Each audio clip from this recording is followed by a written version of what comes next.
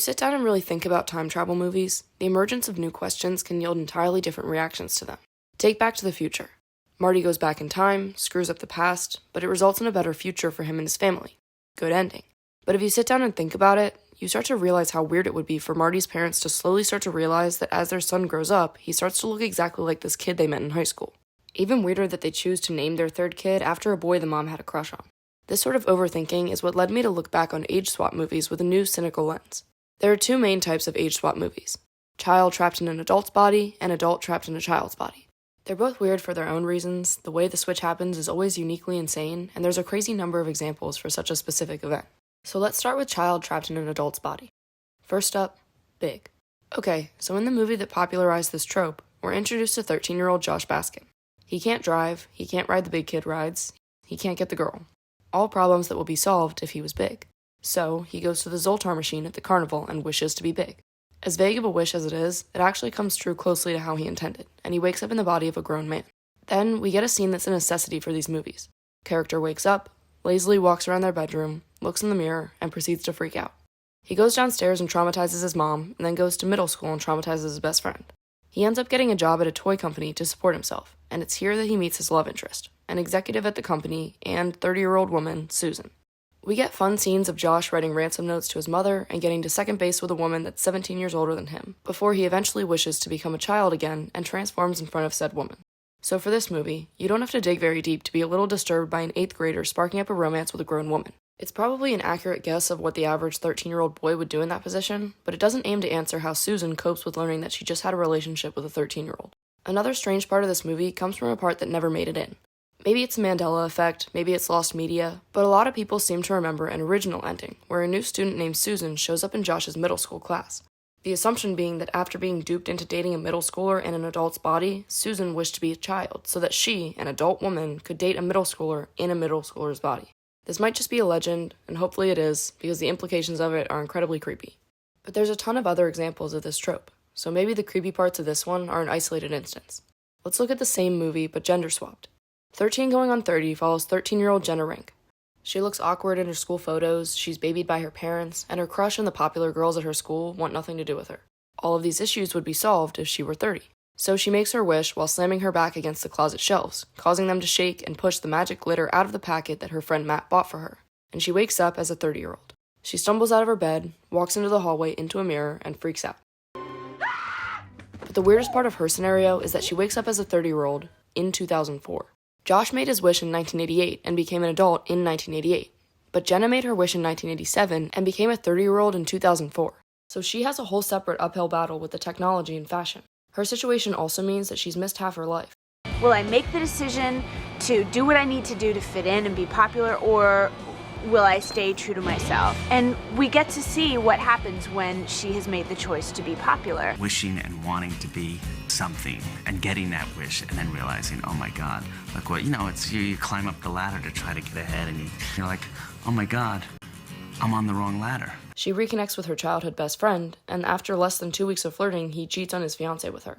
And here we get the big problem again, with this 13-year-old kissing a grown man. Like the others on this list, I really like this movie, so realizing what's happening in these romantically shot scenes was not a welcome thought. On a paradoxical note too, since this is basically a time travel movie, Jenna fell in love with this adult version of Matt, went back to the past and began a relationship with his middle school self, making the version that she fell for cease to exist. And yes, maybe seeing a world where they weren't friends made her appreciate the relationship they had in the 80s, but if that's the case, why did she touch his arm hair and kiss him? That has nothing to do with his middle school self. I don't know. If I as a 13-year-old became 30 and met my 13-year-old friend as a 30-year-old, I think the last thing I'd want to do is kiss him, but maybe that's just me. Okay, weirdest examples out of the way, what's next? So Poor Things is the weirdest example. Sticking with the theme, our protagonist Bella Baxter gets her age swap in the strangest way possible. A mad scientist collects the body of a pregnant woman who died by suicide and replaces her brain with the brain of her baby, then raises the woman with the mind of a child as his child. Mark Ruffalo is in this one too, and he's Bella's love interest, proven through some intentionally uncomfortable scenes. Bella does whatever she wants in this movie, but it's still an uncomfortable reality, as her mental age prevents her from being able to know that she's being exploited. It certainly piques his arousal that he can't control her, and I think he finds that very exciting until it becomes challenging to his ego. Where that movie had purpose behind its age swap, and at the least fostered a conversation around consent and mental maturity, I think the following were just made for entertainment. In the Jumanji reboot, we follow a group of teenagers that are transformed into adult video game avatars. The weak kid turns into The Rock, the strong kid turns into Kevin Hart, the shy girl becomes the attractive Ruby Roundhouse, and the popular girl becomes the less attractive Professor Sheldon. Hilarity ensues as we watch this group of characters bumble around in the jungle in their new bodies and confess their love and make out.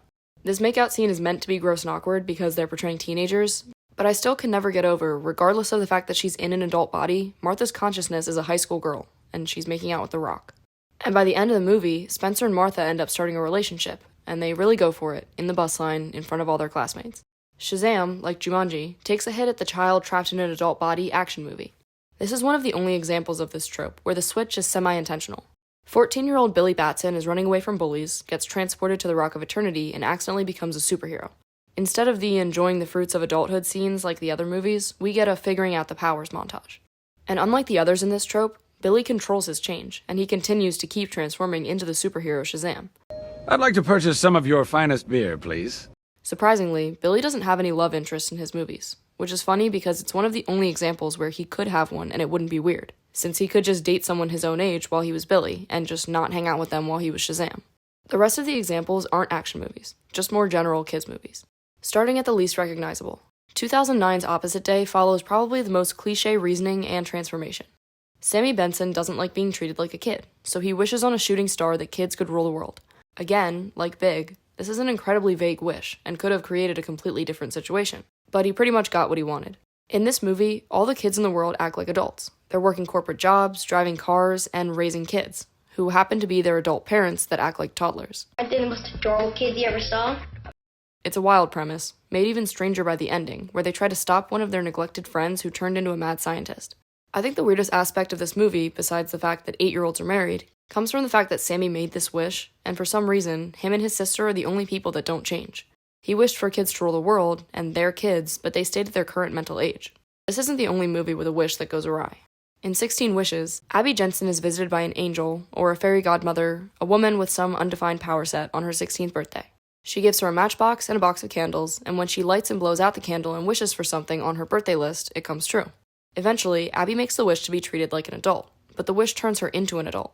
She looks exactly the same, just with straight hair, but no one in her school, even her best friend, recognize her. When I watched this movie as a kid, I thought she was supposed to be 30 or 40 here, but apparently she's only supposed to be 22. She ends up tweaking her list to become 16 again and fixes her relationship with her best friend, rival, and her brother in a matter of minutes. Now for the most popular one, Freaky Friday. The 1976 movie and 2003 reboot both follow the basic plot of a mother and daughter with a strained relationship switching bodies. In the 1976 movie, Ellen and Annabelle get in a fight the day before Friday the 13th, and after wishing that they could switch places, they do, with some well-aged effects. In the 2003 movie, the way they switch is completely different. The mother, Tess, and her daughter Anna have a strained relationship, increased by Tess's engagement to a new man following her husband's death, and Anna's dedication to music, a passion she doesn't think that her mother understands. This all comes to a head at a Chinese restaurant, and it's implied that the restaurant owner has powers, and after witnessing the duo's fight, decides to step in and give them fortune cookies that cause a mini earthquake that only they can feel, that eventually makes them switch bodies in the middle of the night. This movie comes equipped with its own take on the mirror scene, and then we get to watch this mother and daughter grow to understand each other by living each other's lives. While Anna is living in her mother's body, she sees how much her younger brother looks up to her, how demanding her mom's job is, and how much her stepfather cares for her mother. And this movie includes both child in adult's body and adult in child's body, since Tess is stuck living as Anna. Tess has a similar epiphany after witnessing how Anna is being targeted by her teacher and bullied by the nice girl. She hears from her friends how Anna feels overlooked by her, and she realizes that the boy she has a crush on is more than just a motorcycle-riding bad boy, he's actually a good person. No, I don't think so. Come on, Anna, you said it yourself. Your mom hasn't paid any attention to you since she started dating that guy. That's not true. We can talk about it enough. I do. Besides the fact that Anna will now date the boy they both know pursued her engaged mother, it serves as a pretty good message for stepping into someone else's shoes and dealing with the hardships that come with their age. That seems as good a lead-in as any to discussing the adult trapped in child's body part of this age swap trope. 2019's Little follows Jordan Sanders, an adult woman who's turned into a kid by a kid that she was mean to. She becomes 13, and besides the part where she has a crush on her teacher and the part where she gets drunk at a restaurant, it's pretty tame. The adult stuck in a child's body but having a crush on an adult is pretty common in these movies. In Eternals, all of the Eternals are otherworldly beings with mature minds, but Sprite just got unlucky by being built with a child's body. It's suggested that she has a crush on Icarus, and I guess it's fine because she's not actually a child, she's not actually even human, but she still looks like a child, and that's the weird part. She's not over her ex-boyfriend. They broke up a century ago. He's hot and he can fly. 5 from Umbrella Academy falls in the same category. His interference with time has left him with a 58-year-old's consciousness in a 13-year-old's body. And this is played for humor throughout most of the seasons, until season 4 when him and Lila spend 7 years stuck in time and begin a relationship. His character's youthful appearance and the fact that the actor playing him was 20 years old, while the actress playing Lila was 35, were, I think, intentional factors added to make the relationship appear to have blossomed even more out of desperation and loneliness.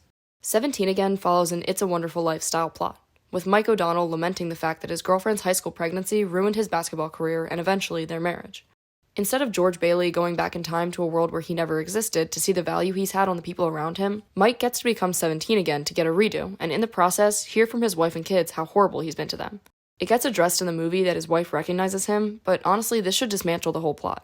I'm not expecting her to call magic the second she sees him, but she dated him as a teenager. She should know that something's going on. But I digress. The weirdest part of this movie comes not from the fact that the 17-year-old Mike has a crush on his wife, which she seems to be pretty willing to go for. It's that Mike's 18-year-old daughter has a crush on her father as a 17-year-old and is 100% willing to go for it. This movie does have a unique scene where Mike's nerdy friend tries to figure out why Mike was given this opportunity. We're looking at your basic spirit guide transformation magic. When the hero, I guess you, is transformed by his spirit guide to set him on a new path. It does a pretty good job of pointing out the question that a lot of audience members ask during these movies. Why this character? What makes them special enough to receive a do-over? I hope I'm still alive. If I am... Hand back to me. How nuts is your career, by the way? There are only 2 examples that I can think of that started from birth instead of magic. First, Benjamin Button is both a child stuck in an adult's body and an adult stuck in a child's body, since the premise of the movie is that Benjamin ages in reverse. And second, Esther from the 2009 movie Orphan is a grown woman born with a hormonal disorder that makes her look like a child. She uses this to her advantage by pretending to be 9 years old to get adopted by a family, separate the mother and father, and then make a move on the father. That's definitely the most disturbing example, but the last one is equally disturbing just due to its popularity. In movies where characters become immortal, they still always happen to act the opposite of their mental age. In Tuck Everlasting, the Tucks gain immortality after drinking water from a spring. Jesse Tuck is eternally stuck at 17. But he's 104 years old, and this doesn't stop him from pursuing Winnie, who's 15 in the movie and 10 in the book. Tuck tries to convince her to wait until she's 17 and then drink from the spring, so they'll be the same age forever. But he's not 17. He's 104. She doesn't drink from the spring, so I guess it doesn't matter. But the holy grail for immortal adults trapped in kids' bodies is in the vampire genre. Hi, I'm Jacob. Yeah. We used to make mud pies when we were little. Anastasia from My Babysitter's a Vampire and Claudia from Interview with a Vampire are both hundreds of years old, but stuck in the bodies of children. The reason being the juxtaposition of a violent vampire living in the body of an unassuming child. Then there's the romance genre vampires. In Vampire Diaries, Stefan was born in 1846, and he was turned at 17. He was 163 when he decided to enroll in high school and date 17-year-old Elena. Some of the originals were turned as teenagers too. They're over 1,000 years old and they date high schoolers. Twilight has the same issue. Edward is over 100 years old, but still chooses to date 17-year-old Bella. How long have you been 17? About 30 years. Wait, what? Something wrong? Well, no, it's just, I thought you were like 200 or something. Would that be better? Kind of. I mean, there's still an age gap, but 200 kind of feels magical. This just feels weird. I'm not saying they should be dating 90-year-old women while they look like high schoolers, but they definitely shouldn't be dating high schoolers when they're 100 years their senior. The whole concept of them choosing to go to high school is nonsensical and written purely because of the age of the target demographic. If you became immortal, you could go to college. You could go to every college in the world and complete every major, but instead they choose to go to high school and retake AP history for hundreds of years. In terms of the effect of these tropes, I think they vary widely. Wishing on a star, wishing to an arcade game, some vague, poorly aged fortune cookie magic. Whatever the reasoning is, it rarely ever makes sense, or fits with the mundanity of the world shown by the rest of the film. But the reasoning behind the switch doesn't really matter as much as the effect the switch has on the characters, and by association, the audience. For an adult trapped in child's body, 9 times out of 10, it's creepy. This trope ends up being much more sinister, because where a child living as an adult comes across as wish fulfillment, when Josh becomes an adult, he just wants to get a huge apartment with bunk beds and a trampoline. An adult living as a child comes across as manipulative. When Esther disguises herself as a child, she wants to make a move on her adopted father. Children trying to appear more mature is wholesome, adults trying to appear more childish is calculating. The number of 100-year-old men pursuing high school juniors is its own literary trope designed to appeal to high school-aged audiences. Looking back on it past that age, its flaws are immediately apparent, and the fact that they look like high schoolers becomes a moot point. I love a lot of these movies and shows. I just can't ignore the underlying creepiness of them after watching them with a more critical mindset. When I watched Big as a kid, I was just mindlessly entertained by how fun it would be to work in a toy department. When I watched 13 Going on 30, I imagined how fun it would be to have a big closet and go to late parties. But watching them now, I just can't ignore how Susan's day must have gone after she realized she dated a middle schooler, or the fact that 13-year-old Jenna had to watch an adult hockey player do a striptease. The child trapped in adult body trope ends up being less creepy and more sad. As a child, the child in adult body trope serves as sort of wish fulfillment. As an adult, it's a reminder of the things about adulthood that we romanticized in childhood. Maybe what we're talking about here is not trying to rush our kids through their childhood. Yeah, exactly. Let's cut our kids some slack and let them just be kids. The world's confusing enough as it is. It's bittersweet, because the message in a lot of the child trapped in adult body movies is that these children who are rushing to grow up should slow down and enjoy the advantages of childhood. You know what I wish I had right now? No, what?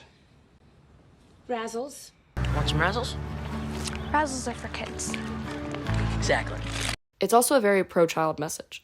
By that, I mean, Big suggests that only a child could work in a toy department, because only a child could know what other children want. 16 Wishes ends with Abby's realization that her desire to grow up and be treated like an adult has led her to ignore the lives of the people around her. 13 Going on 30 implies that there is joy in naivety. While an adult, Jenna experiences a lot of negativity. She's having an affair with a married man, has lost contact with her parents, she's double-crossing her company. The moments of positivity that she has as an adult are when she reconnects with her childhood. She makes friends with the 13-year-old girl in her apartment. She re-sparks a childhood friendship, and she reforms her initial desire to be like the unreachable beauty standards on the cover of magazines to instead make magazines with everyday women on the cover, reintroducing a sense of elementary neighborhood familiarity that's been lost in the adult corporate world. Real women who are smart and pretty and happy to be who they are, these are the women to look up to. We need to remember what used to be good. The bittersweetness comes from reality. Suddenly, this message that childhood should be savored comes as a futile warning to an audience that has already grown up. But I think the movies know that, and that's why a lot of them include another character, the adult with a childish mindset. In Big, Josh's boss has maintained his childish nature. He genuinely cares about providing fun and enriching toys for kids. He consistently visits the toy store to find out what children really want, he sees the value in Josh's fresh perspective, and he's okay with slightly embarrassing himself in public as long as it means he's having fun.